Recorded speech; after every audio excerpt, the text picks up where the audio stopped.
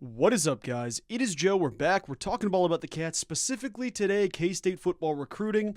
As you saw the thumbnail, there's a massive name set to make his college decision here just around the corner, and I want to get you up to speed on that recruitment process.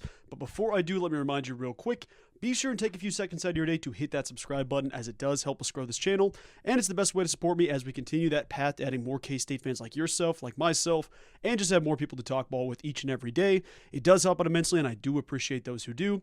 Quick shout out here to my guy Tyson, asking for the shout out on the channel. Shout out to you. Thank you for watching, my friend. But not delaying it any longer, let's talk about our guy JJ Dunnigan, a stellar prospect from Manhattan High, a big name to know in the class of 2026. If you haven't heard his name, you better take notes, because this kid is going places.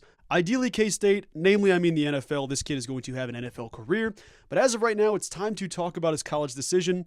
JJ Dunnigan posted on social media saying, "I will be making my college decision January 1st. And for those teams that are wondering, some people put out the graphics saying who I'm selecting between. There's three main teams of note here that he's talked about in past recruitment processes. He's talked about the Wildcats, obviously being from Manhattan High, a massive name to watch in the local community. And I mean, beyond local in just the state of Kansas, he's a Manhattan kid. Grew up in Manhattan, is going to consider K-State as one of his three options. The other one that's a major player is Nebraska, and the third one to talk about is Kansas. Those are the three main ones. Could another team jump out of the fold? I'm sure they could, but as of right now, those are the three teams I'm going to focus on. I'm not going to worry about, trying to downplay Kansas or Nebraska. I think Kansas State is by far the best team out of the three, but I don't need to sit here and take shots at either of the two programs. The point of what I'm saying, though, this is my pitch. This is everybody's pitch. This is the great thing about JJ Dunnigan. He is going to be an NFL player. He's going to be a massive name in the local prospect class.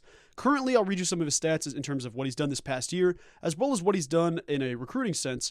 He's a three-star prospect as of right now. I fully expect that to change, and I want that to be known. Currently listed as number 37 at his position, so the 37th best cornerback in the country, and the 5th-ranked player in the state of Kansas. I think he's truly going to be 1A, 1B with Premer. I think both dudes very well could commit to Kansas State, and that is a perfect reality to see. But as far as JJ Dunnigan goes, his father, James Dunnigan, a K-State cornerback from early 2000s, 2001 to 2002. So a legacy in JJ Dunnigan. James himself, he's James Dunnigan Jr., but he goes by JJ. He's a 6'2", 185-pound corner. I think he's about up to 187, 190 as it sits right now, but he is a dude that is shot up the national recruiting list and is going to be a superstar in college football, a guy that's played both receiver and DB for his high school, Manhattan High.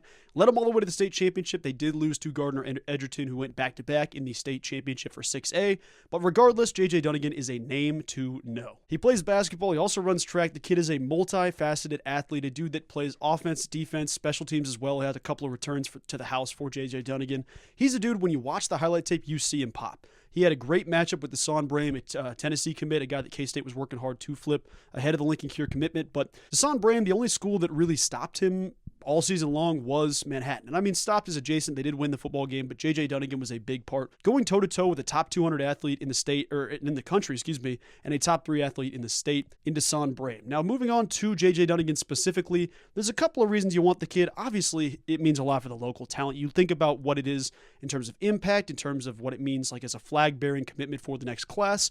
This is one of the first guys to announce his commitment in the class of 2026. This starts it off with a bang to get everybody else on board saying, okay, JJ's there, let's go, let's have a massive recruiting class. Every single recruiting class for Chris Klieman has gotten better and better. This is the 35th ranked group in the country in 2025. You get a Lincoln Cure, you get a Noah King, you get some massive names across the local level. This can be even better in 2026 with the massive amount of improvement at the local level for Kansas State. And whether that means Kansas State just having better athletes or whatever the case is, I think it's more so the case of national dudes showing up to realize, okay, there's some dogs in the state of Kansas that need some national levels, not just guys that are, okay, you're a decent 3-star, let's see what happens from here. You're the 1,300th ranked player in the country. That's not the case anymore. Now it's top 500 guys. It's top 250 guys. You see Avery Johnson, you see Dylan Edwards, you see Lincoln Cure, you see all these different dudes, some of the dudes that go out of state. There's some massive names to know. JJ Dunnigan is right up there with every single one of them we talked about on this channel. Two dudes that have done some great coverage of him as a player. I want to give a shout out to Kevin Fielder and my guy Ryan Wallace over on KCSN's recruitment show. They do a great job of showcasing local Kansas-grown talent, whether that be for K-State, KU, or out of state. They do a great job. They had an interview with JJ Dunnigan after one of his football games this season, and he asked basically about the Jayhawks, the Wildcats, and the Cornhuskers, and Nebraska was a cool answer. He kind of mentioned that he likes the staff, he likes the environment. It was cool to see. Went out there for the Colorado game. I think he went a couple of times.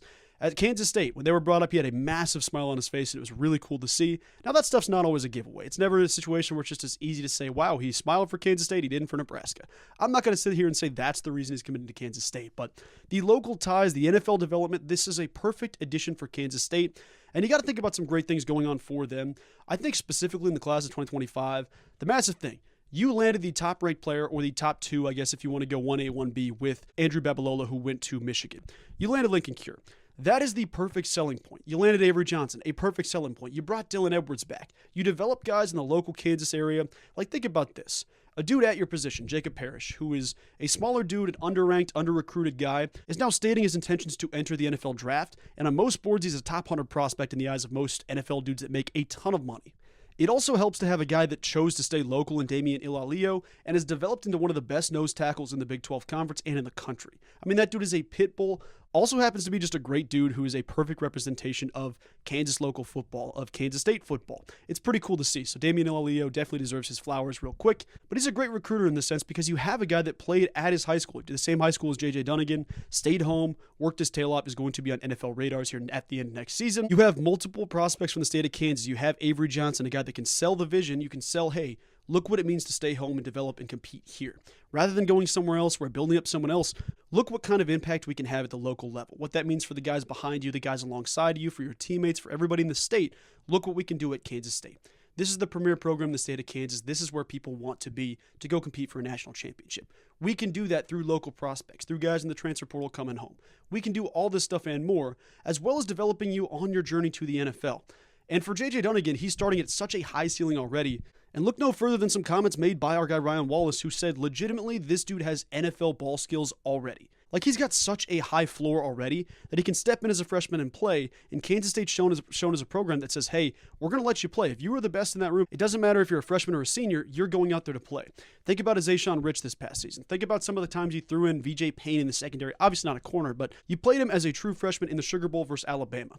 These dudes get chances to play as young guys at Kansas State. If you work your tail off and you prove, hey, I deserve to be on this football field, nobody's going to handicap you and say you can't be out there. In addition to that, think about the local guys that go from Kansas State to the NFL after getting little to no offers or getting, under-recruited unfairly. Felix, a guy from the KC area, obviously Missouri side with Lee Summit, but Felix goes from a kid that weighed 205 pounds soaking wet to a first-round draft pick by the Kansas City Chiefs in your hometown.